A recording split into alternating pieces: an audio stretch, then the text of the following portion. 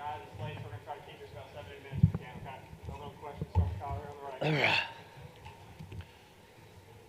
Kyle, early on, it seemed like by having your guys push it on a defensive rebound, it sort of made them maybe not send as many guys to the offensive glass, but also kind of got you guys started. It's how we want to play.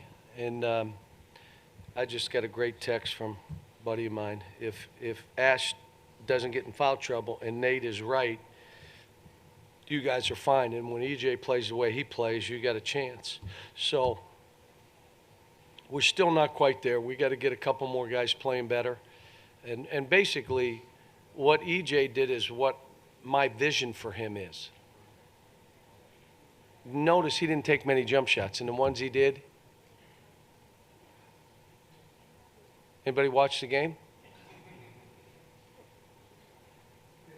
He missed.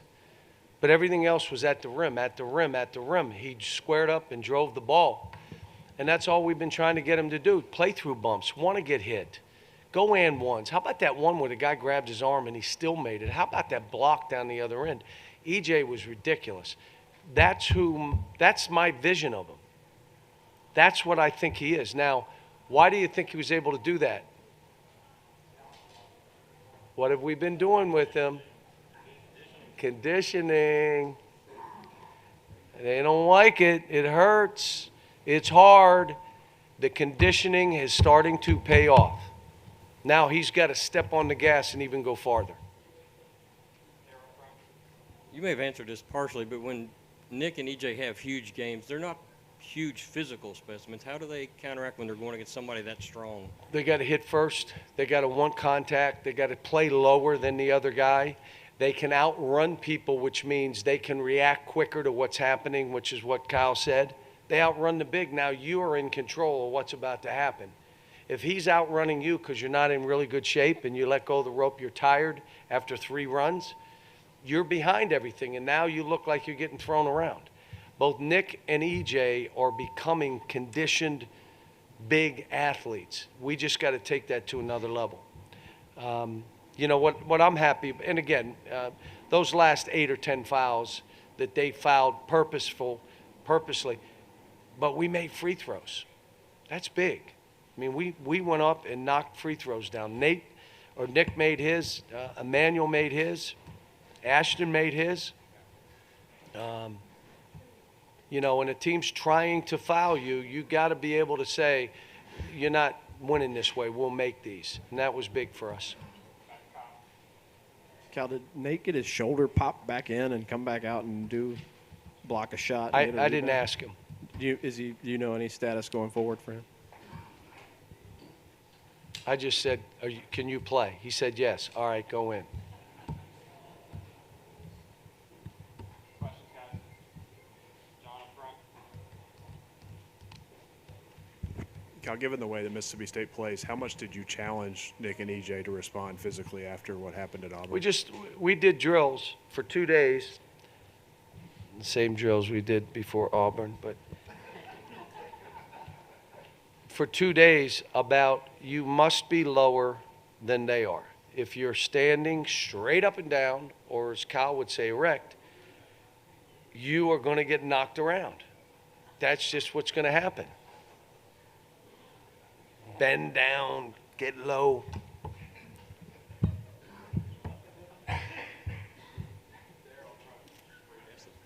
Playing low and being in great condition, is that harder for big men than it Yes. is for guards? Yeah. How much harder? It's kind of like lifting. So when they're your size lifting, they lift like that, okay? And when you're their size and you have to lift, you got long muscles. Daryl, little short muscles. Long muscles. And it's the same, the lungs. Big guys develop later. Like EJ, it's taking him a little time. So what? What is the issue? It's taking him longer. I had a guy hit me today and said it's the first time I saw EJ smiling on the court because he's in shape. You know what you look like when you're out of shape? You're not smiling. You're like looking like He's now out there alert and focused and ready. And when he needs a break, he says, give me a minute. And I tell him, go back in when you want to go back in. And then he'll walk up and go in. That's what he is. He is a premier player, one of the best players in the country. He's just not done it yet. But tonight was that first step. Now build on it. Now you're going up. You're playing at Tennessee, hard place to play. They just won tonight on the road. Rick's got his guys playing better and better, and they're physical. They're physical. So, John, how about EJ's defense on Perry? How well Good. do you think he played that? he did good. There was a couple times that he played behind him, but I thought what our guards did and how we played Perry was pretty effective. And we had spent 2 days. We started one way, and the staff talked me out of it, and I'm glad they did. Then we went another way, and I was fearful because we're small. And if you trap with both bigs, that means you got 3 little guys around the rim if he decides to shoot it and miss it. So we did some different things. We did that, and the guys, they did a good job. You see how important Ashton is to this team. You see his energy to start the game. I mean, it's this team. We can't afford him getting in foul trouble. And I keep saying, you cannot reach. Don't. It's not worth it. It's not worth the 1 steal when you go 5 times and 2 of them are fouls. It's just not worth it. So I thought he did a better job today. Johnny on the right, maybe at the top, one more. John, the technical at the end, deserved or not deserved? Oh, yeah. Yeah. I mean, yeah. My thing is real simple. If an official, this is just my belief, I may be wrong in this, but if you miss a call and don't make a call, it don't matter what the coach does, take it. Take it.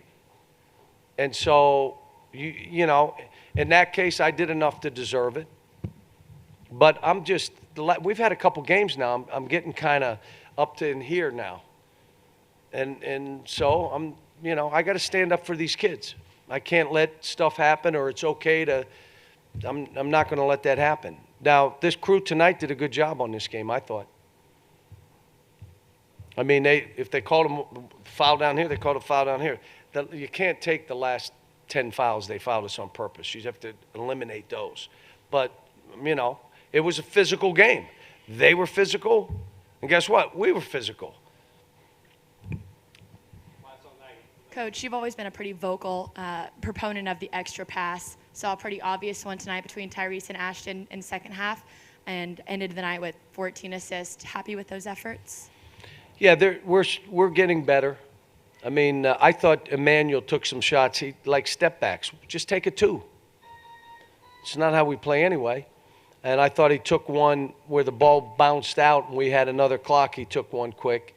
But he's playing so well and playing with so much energy, and you let him play through. But again, Keon's vital for this team. Johnny's vital for this team. Nate's vital for this team. Dante met with me. We're going to give him a little time to condition. I may start playing Dante. Came in and said, he went through a workout like with our team, like doing individuals, and I had never seen him go that hard, like ever. I went, that's who you are now? Are you ready to go? So, but what I don't want to do is use his year if I don't intend to play him. I'm not going to play him 30 seconds or a minute and then use a year up. I won't do that to the kid. But we're down to 2 and the rent is due. We can use one more guy. Thank you.